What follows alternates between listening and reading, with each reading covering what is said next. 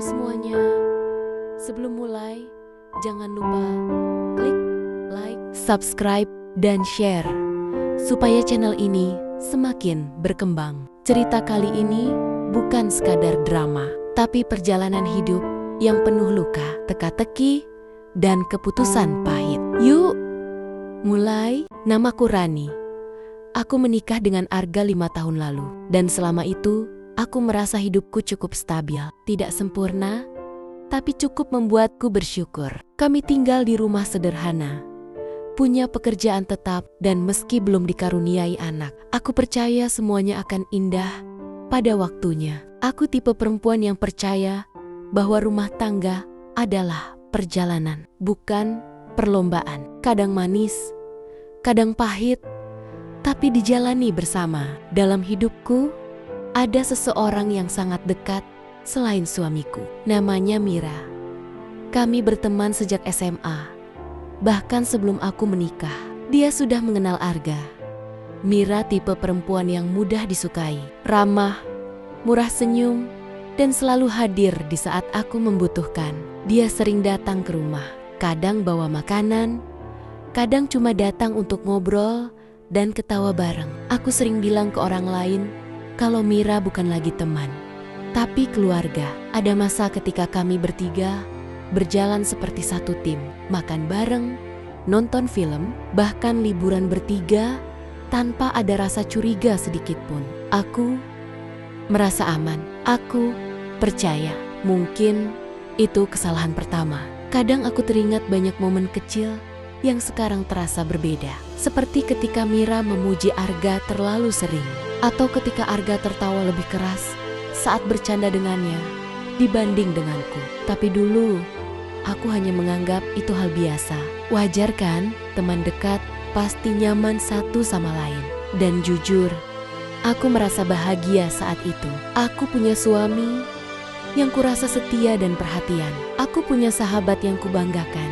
Aku merasa hidupku lengkap. Tapi kalau dipikir lagi, mungkin hidup memang pandai menyembunyikan luka di balik hal-hal yang terlihat sempurna.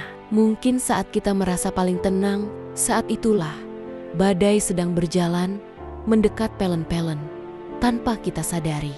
Pada masa itu, aku tidak tahu apa-apa. Aku tidak tahu bahwa dua orang yang paling aku percaya sedang berjalan menuju sesuatu yang akan menghancurkan dunia kecilku. Aku tidak tahu bahwa mereka sedang perlahan melewati batas yang seharusnya tidak pernah disentuh. Jika ada yang bertanya, apakah aku mau kembali ke masa itu dan memperbaiki semuanya? Jujur, aku tidak tahu. Tapi yang pasti, bab ini adalah bab terakhir di mana aku masih tersenyum tanpa curiga. Karena setelah ini, hidupku tidak lagi sama. Setelah beberapa bulan, semuanya berubah perlahan. Awalnya, aku pikir hanya perasaanku saja yang terlalu sensitif. Tapi semakin lama, semakin jelas ada yang tidak sama. Arga yang dulu pulang tepat waktu, tiba-tiba mulai sering lembur. Katanya, kantor sedang banyak proyek. Aku mengangguk saja, mencoba menjadi istri yang pengertian. Karena aku percaya, setiap rumah tangga pasti melewati masa sibuk. Namun perubahan Arga tidak berhenti sampai di situ. Ia mulai tidur larut malam. Kadang aku bangun jam 2 pagi dan melihat cahaya ponselnya. Ia mengetik cepat sekali, seolah sedang membalas pesan penting. Tapi ketika aku mendekat, ia buru-buru mematikan layar dan bilang hanya membalas pesan kerja. Aku ingin percaya, tapi perasaanku mulai gelisah. Mira, yang biasanya selalu cerita apa saja, kini terasa berbeda juga. Ia tetap datang ke rumah, tetap tersenyum, tetap akrab. Tapi caranya memandang Arga, caranya tertawa berlebihan pada lelucon yang biasa saja, membuat hatiku merasa tidak nyaman, seolah ada sesuatu yang mereka mengerti. Tapi aku tidak. Ada masa di mana aku merasa bodoh sendiri. Aku bertanya-tanya, apa aku terlalu cemburuan? Tapi hati kecilku berbisik, ada yang salah. Setiap kali aku ingin bertanya, Mira selalu dengan mudah membuatku tenang. Udah Ron, Jangan mikir jelek dulu, semua baik kok. Dan entah kenapa, aku mempercayainya sampai suatu hari, aku melihat sesuatu yang kecil, tapi cukup membuat jantungku jatuh. Nota pembelian bunga mawar, tapi aku tidak pernah menerimanya. Aku tanya Arga, dan ia berkata itu hadiah untuk rekan kerja yang ulang tahun. Aku mengangguk, tapi hatiku terasa ditarik turun. Malam itu, aku menangis diam-diam, bukan karena bukti pengkhianatan, tapi karena ketidakpastian, karena kebingungan, karena aku merasa seperti orang asing di rumahku sendiri, seperti ada pintu tertutup yang aku tidak diberi izin untuk melihat apa yang terjadi di baliknya. Kadang aku bertanya dalam hati, kenapa semua orang terlihat baik, sampai akhirnya tidak. Hari-hari berikutnya semakin terasa aneh, bahkan aroma rumah berubah. Yang dulu terasa hangat dan penuh tawa, sekarang sunyi. Bahkan saat ada orang di dalamnya, aku mencoba mengalihkan pikiran, fokus bekerja, fokus merawat diri. Tapi aku tahu, pikiran dan rasa tidak bisa dibohongi. Suatu malam, tepat jam 1:23, ponsel Arga berbunyi. Notifikasi WhatsApp muncul sebentar sebelum menghilang, tapi aku melihat jelas nama pengirimnya, Mira. Aku merasa darahku mendidih, tapi anehnya, aku membeku, tidak marah, tidak bertanya. Aku hanya diam dan memperhatikan. Arga membuka pesan itu sambil tersenyum kecil, senyum yang sudah lama tidak aku lihat sejak perubahan itu muncul. Waktu itu, aku ingin bertanya, tapi lidahku seperti terkunci.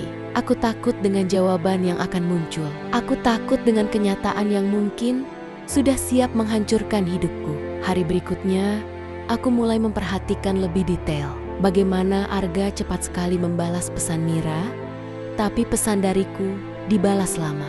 Bagaimana Mira sering menyebut nama Arga dalam obrolan, padahal aku tidak menanyakannya. Bagaimana mereka berbagi pandangan, lalu pura-pura seperti tidak terjadi apa-apa. Aku mulai merasa seperti bayangan yang tidak dianggap, dan itu lebih menyakitkan daripada dibenci. Aku mencoba mencari jawaban, tapi jawaban itu tidak datang dari ucapan atau penjelasan. Jawabannya justru muncul dalam bentuk sikap kecil, senyum, gerakan, dan jarak yang semakin jelas di antara kami. Suatu hari, aku duduk lama di depan kaca dan bertanya pada diriku sendiri, apa aku masih dicintai? Tapi tidak ada jawaban. Yang ada hanya ketakutan.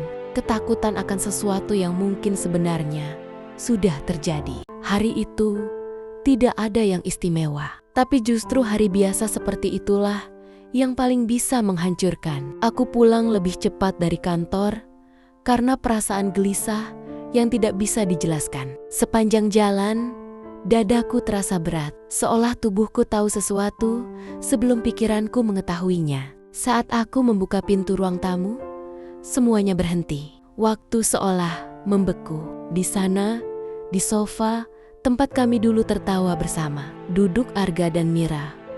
Jarak mereka terlalu dekat, tangan mereka saling menggenggam, dan ketika mereka melihatku, tidak ada rasa kaget, tidak ada panik. Yang ada hanya wajah pasrah, seolah mereka sudah siap dengan konsekuensi. Aku berdiri diam, tidak menangis, tidak marah, hanya menunggu penjelasan.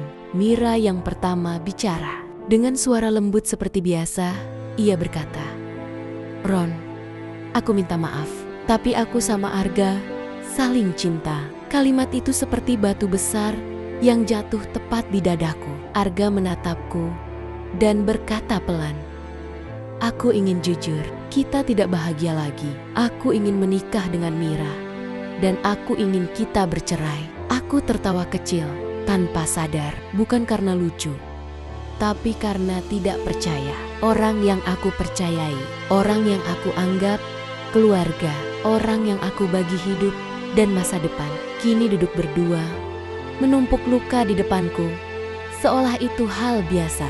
Yang menyakitkan bukan pengkhianatan, tapi kenyataan bahwa mereka tidak merasa bersalah. Aku tidak membalas apapun hari itu.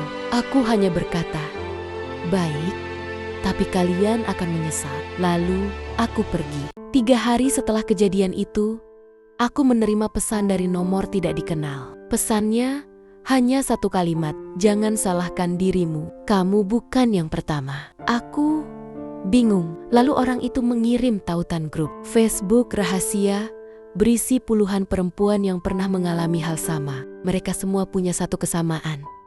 Mira. Ternyata Mira punya kebiasaan mendekati wanita, menjadi teman baik, mempelajari masalah rumah tangga mereka, lalu menjadi tempat curhat untuk suami mereka. Setelah itu, ia mulai merebut dan menghancurkan. Ia seperti menikmati kekacauan yang ia buat. Aku membaca cerita-cerita itu sambil gemetar. Dan ternyata, bukan hanya perempuan itu yang bicara. Ada satu pesan tambahan. Dan, Arga, dia bukan korban. Dia sudah melakukan ini 2 kali sebelum kamu. Saat itu, aku tidak lagi marah. Aku justru merasa lega karena kini jelas. Masalahnya bukan aku. Masalahnya mereka. Hari terakhir sebelum aku pergi dari rumah itu, Arga mencoba bicara. Wajahnya lelah, seperti menyesal, seperti bingung dengan pilihannya sendiri. Ia berkata, "Rani, aku salah, tapi aku bingung. Aku belum siap kehilanganmu." Aku tersenyum kecil. "Kamu bukan kehilangan aku, Ga.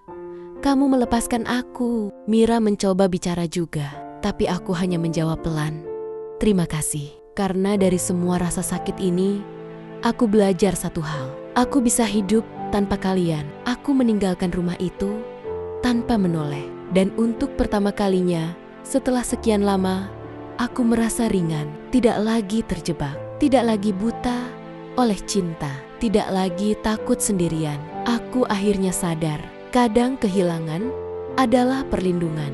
Kadang hancur adalah jalan untuk membangun diri yang lebih kuat. Aku memilih melanjutkan hidup tanpa mereka, tanpa luka yang sama, tanpa kembali. Terima kasih sudah mengikuti cerita ini dari awal sampai akhir. Jika kisah ini menyentuh hati kalian, jangan lupa bantu channel ini dengan klik like, share, dan subscribe supaya semakin banyak yang bisa belajar dari cerita seperti ini. Sampai jumpa di cerita berikutnya.